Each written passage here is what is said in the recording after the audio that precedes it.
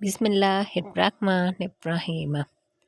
हज़रत अब्दुल्ला बिन मसूद रज़ियल्लाहु ताला अन्हु से रिवायत है, रसूलुल्लाह सल्लल्लाहु अलैहि वसल्लम ने फरमाया, मुझे मालूम है कि कौन सा जहन्नमी सबसे आखिर में जहन्नम से निकलेगा और कौन सा जन्नती सबसे आखिर में जन्नत में दाखिल होगा। एक आदमी जहन्नम से घुटनों के बल घसीटता हुआ निकलेगा। इसे कहा जाएगा, जा जन्नत में दाखिल हो जा। वो आएगा तो इसे महसूस होगा कि जन्नत भरी हुई है। चनाचे वो वापस लौटेगा और अर्ज़ करेगा, या रब वो तो भरी हुई है। अल्लाह ताला फरमाएगा, जा जन्नत में दाखिल हो जा। वो दोबारा आएगा तो इसे महसूस होगा कि वो भरी हुई है। वो वापस हो जाएगा और अर्ज़ करेगा, मेरे रब वो तो भरी हुई है। अल्लाह पाक फरमाएगा, जा जन्नत में दाखिल हो जा। वो आएगा तो इसे महसूस होगा कि वो भरी हुई है। वो फिर जाकर अर्ज़ करेगा, मेरे मालिक वो तो भरी हुई है। अल्लाह फरमाएगा, जा जन्नत में दाखिल हो जा। तुझे दुनिया के बराबर और मज़ीद इससे 10 गुना जगह मिलेगी। या फरमाया, तुझे दुनिया से 10 गुना जगह मिलेगी।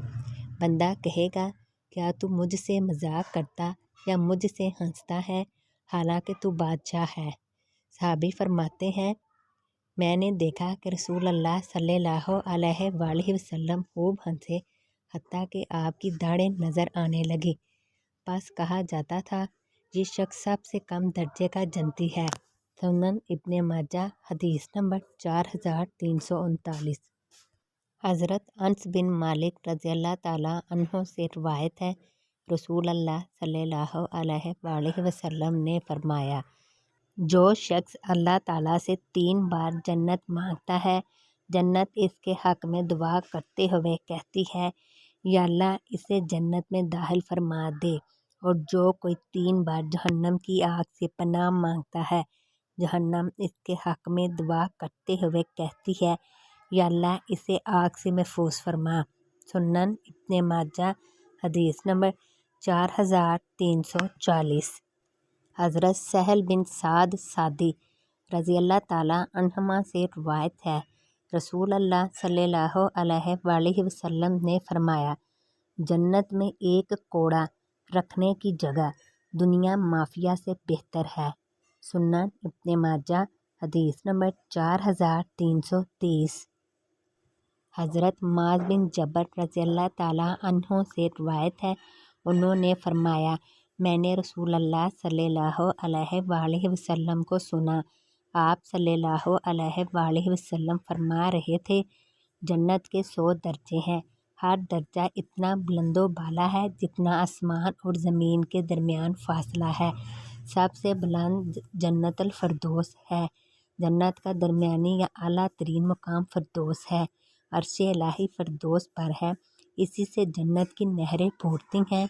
इसीलिए तुम जब अल्लाह से मांगो तो जन्नतुल फरदौस मांगा करो। सुन्नन इब्ने माजा हदीस नंबर 4331। हज़रत अबू हुरैरा रज़ियल्लाहु ताला अन्हु से रिवायत है, रसूलुल्लाह सल्लल्लाहु अलैहि वसल्लम ने फरमाया, जन्नत में जो ग्रोह सबसे पहले दाखिल होगा, इनकी शक्लें 14वीं के चाँद की तरह खूबसूरत होंगी। इनके बाद दाखिल होने वाले इतने रोशन होंगे जैसे आसमान में सबसे ज़्यादा चमकने वाला रोशन सितारा। इन्हें ना पेशाब की हाजत होगी, ना पहाने की, ना नाक सुनकेंगे और ना थूकेंगे।